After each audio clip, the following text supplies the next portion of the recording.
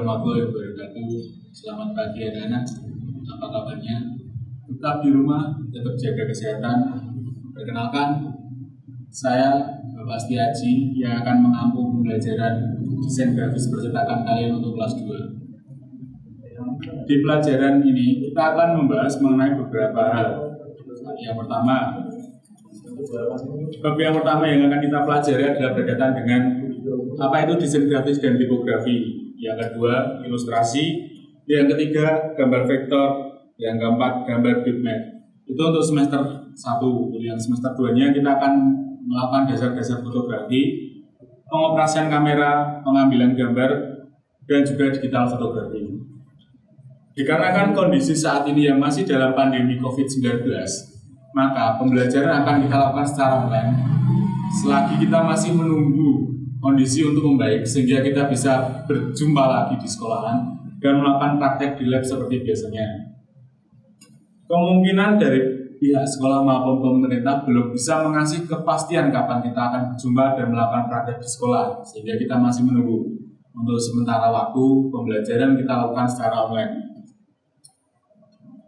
Untuk absen bisa kalian lakukan pada komen atau langsung pada ketua kelas dan hubungannya kepada BK. Absen dilakukan setiap kali pertemuan selama pembelajaran saya. Untuk yang mau bertanya-tanya mengenai tugas dan sebagainya, bisa kalian lakukan melalui komen atau inbox pada aplikasi Edmodo atau menghubungi nomor saya di 085 640 143 324. Atau yang masih belum jelas bisa menghubungi wali kelas untuk menanyakan nomor saya. Untuk materi yang pertama, kita tentu saja pelajaran kita adalah desain grafis. Tentu kita harus mengetahui apa itu desain grafis. Desain grafis merupakan suatu media komunikasi secara visual dengan menggunakan gambar sebagai pengantar pesan untuk memberikan efek agar pesan yang tersampaikan itu efisien. Contohnya seperti ini. Saat kalian melihat suatu poster atau desain visual mengenai suatu produk atau bisa saja pengenalan suatu organisasi atau nama orang, itu kadang hanya foto atau tulisan. Nah, foto, tulisan itu adalah dasar-dasarnya nanti yang digunakan pada desain grafis untuk memberikan efek visual, untuk menyampaikan pesan apa yang ingin disampaikan oleh si pembuat kepada yang melihat atau mau visual, atau kita bisa katakan target dari visual itu kepada siapa. Jadi desain grafis itu adalah media komunikasi. Kalau namanya komunikasi berarti adalah sarana komunikasi berhubungan. Contohnya seperti ini. Visualnya kita menggunakan aplikasi sehingga kita bisa bertatap muka. Ini visual digitalnya kita.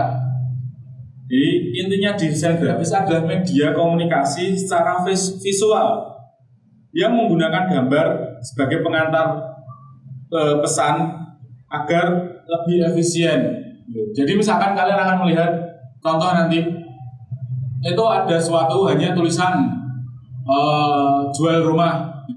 Hanya tulisan jual rumah pada poster tersebut akan berbeda dengan poster tersebut yang berisi tulisan jual rumah tapi juga terdapat foto atau gambar rumahnya. Pesannya akan lebih tersampaikan jika poster tersebut sudah ada gambar rumahnya juga.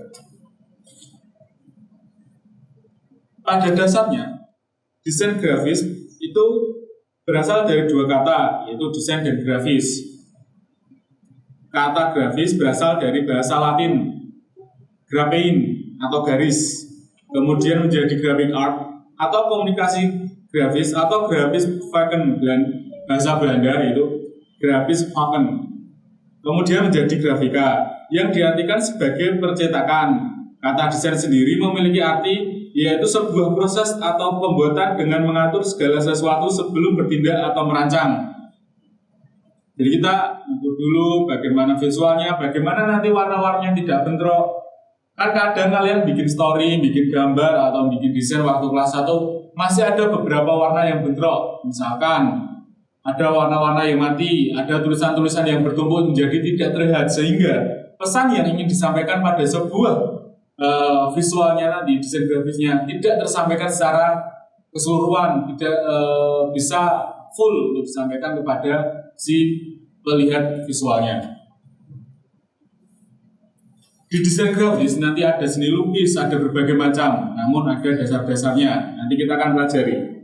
Untuk sejarahnya sendiri, desain grafis bisa kita katakan bisa dimulai dari zaman prasejarah. Dari masa tersebut sudah banyak sekali orang-orang prasejarah yang menggunakan sarana-sarana yang berkaitan dengan unsur-unsur desain grafis. Itu seperti gambar-gambar pada dinding-dinding gua. Di Indonesia contohnya ada di daerah Sulawesi, itu terdapat gambar-gambar yang berada di gua pada zaman prasejarah. Itu merupakan visual grafis orang-orang pada zaman tersebut. Dan saya harap kalau kalian nanti desain tidak hanya gambar-gambar yang sederhana seperti zaman prasejarah, karena kalian sudah zaman modern. Hal ini dapat dilihat juga pada zaman Paleolitikum di Gua Lesup, Prancis Selatan, yang ditemukan gambar-gambar binatang dan manusia prasejarah. Gambar pada dinding tersebut memang tidak dibuat untuk tujuan seni, tapi lebih sebagai komunikasi visual, untuk tujuan ritual dan praktis demi kelangsungan hidup mereka. Meski demikian, pada saat itu manusia prasejarah memilih media, menentukan awal bahasan, dan memperhitungkan ukuran gambar sebenarnya mereka telah mendesain. Jadi saat menggambar itu mereka zaman prasejarah sudah mendesain. Kalau di Prancis itu ada gambar hewan-hewan juga. Di Indonesia ada yang beberapa khusus, misalkan di Sulawesi itu ada gua yang bergambarkan menceritakan pada zaman tersebut untuk melakukan ritual terhadap spiritual pada zaman prasejarah menggunakan layang-layang lah. Gambar layang-layang dan manusia digambarkan pada gua-gua yang ada di daerah Sulawesi. Kemudian berlanjut ke zaman bangsa Polynesia kurang lebih 1000 tahun sebelum Masehi yang mulai menggunakan huruf. Kemudian disempurnakan oleh bangsa Yunani sekitar 400 tahun sebelum Masehi dengan mengubah 5 huruf menjadi huruf hidup atau aksara-aksara yang kita kenal saat ini. Kemudian dari Yunani berjalan lagi ke Romawi, menetapkan alfabet yang berasal dari Yunani menjadi 21 huruf. Dari A, B, C, D sampai E, kemudian huruf Z, ditambahkan dengan alfabet Latin. Kemudian pada perjalanan alfabet ada beberapa penambahan-penambahan seperti ejaan zaman dulu di Indonesia dan sekarang itu terjadi pergeseran perubahan alfabet. Misalkan di zaman dahulu banyak orang menggunakan huruf U diganti dengan OE. Nah, sekarang sudah menjadi huruf U. Di dalam alfabet atau huruf-huruf itu juga terdapat desain komunikasi visualnya. Kalian bisa melihat saat kalian mengetikkan pada Microsoft Word itu ada berbagai jenis font. Nah, font-font di situ juga didesain ada ciri-ciri khusus pada setiap font untuk mewakili pesan-pesan dari alfabet yang digunakan. Alfabet bisa digunakan untuk mempertegas, bisa memperjelas. Jadi saat kalian desain suatu logo misalkan, kalian memilih alfabet yang kalian pilih juga akan berkaitan dengan bagaimana visi misi logo yang kalian ingin buat. Keras, berjuang, atau seperti apa bisa diaplikasikan, dikomunikasikan dengan alfabet yang kalian gunakan. Untuk jenis-jenis desain grafis, jenis-jenis desainernya itu ada drafter. Drafter itu kalau kalian lihat itu yang bikin pola-pola arsitek perumahan, itu drafter. Tapi drafter itu tidak hanya arsitek, bisa saja arsitek bangunan, arsitek pengembangan jaringan komputer, arsitek pengembangan mesin-mesin industri, itu adalah drafter.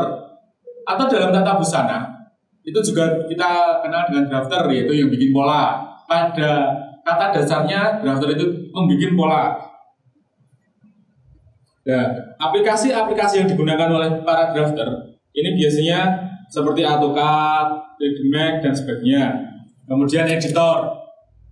Editor merupakan desainer khusus untuk membuat sampul, banner, dan sebagainya.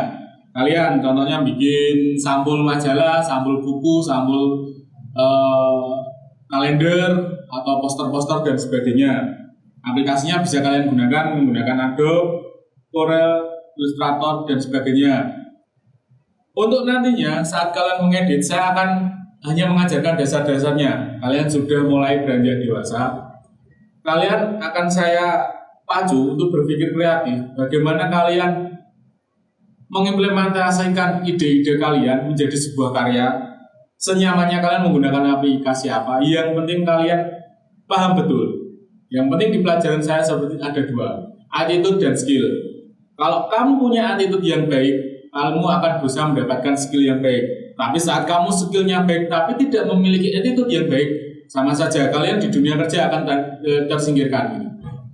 Yang penting attitude kalian dan skill kalian. Ya, skill kalian berkaitan dengan bagaimana kamu bisa menggunakan CorelDRAW, menggunakan Illustrator, Adobe Photoshop. Itu nantinya kalian akan mempelajari saat kita berdoa saja semoga pandemi ini cepat berakhir sehingga kalian bisa praktek di sekolah. Untuk desainer grafis yang ketiga adalah layouter. Layouter merupakan desainer khusus untuk membuat tatanan layout sebuah majalah, koran dan sebagainya. Jadi kalau kalian lihat koran, itu di koran itu ada layout kan, ada kotak-kotaknya. Kalau kalian kolom-kolomnya, itu ada petugas khusus atau pekerja khusus yang bagian untuk menata letak itu supaya menarik, bagaimana dia memberikan berita itu menjadi pesan-pesan yang tersampaikan. Kemudian ada yang keempat, art director adalah desainer khusus untuk membuat karya seni dari komputer yang dapat digunakan untuk visual effect ataupun hanya untuk hiasan saja. Contohnya kita kenal dengan art director untuk pembuatan visual effect pada perfilman, bisa saja 3D atau visual effect green screen dan sebagainya. Kemudian yang kelima adalah fotografer. Kalian pasti sudah paham dengan kata dasar foto berarti berkaitan dengan industri pengeditan foto dan pengambilan foto. Kemudian animator juga sama, kalian sudah paham dengan kata anima atau animasi. Berarti animator merupakan desainer khusus yang bekerja pada bidang motion graphic, iklan atau film fantasi atau animasi.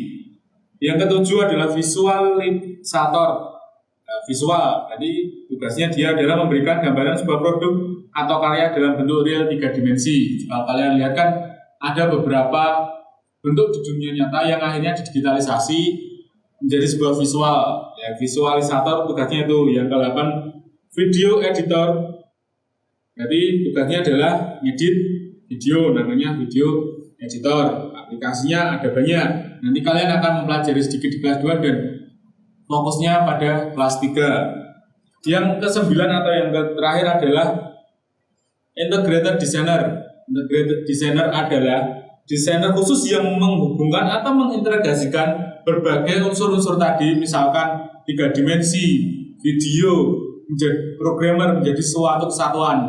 Contohnya integrated designer adalah saat kalian membuat di suatu perusahaan pengembangan game, ya, gamenya itu kan ada 3D-nya, ada programmernya, bagaimana poin-poin bisa jalannya. Nah, itu ada namanya integrated designer yang berkaitan untuk mengintegrasikan keseluruhannya.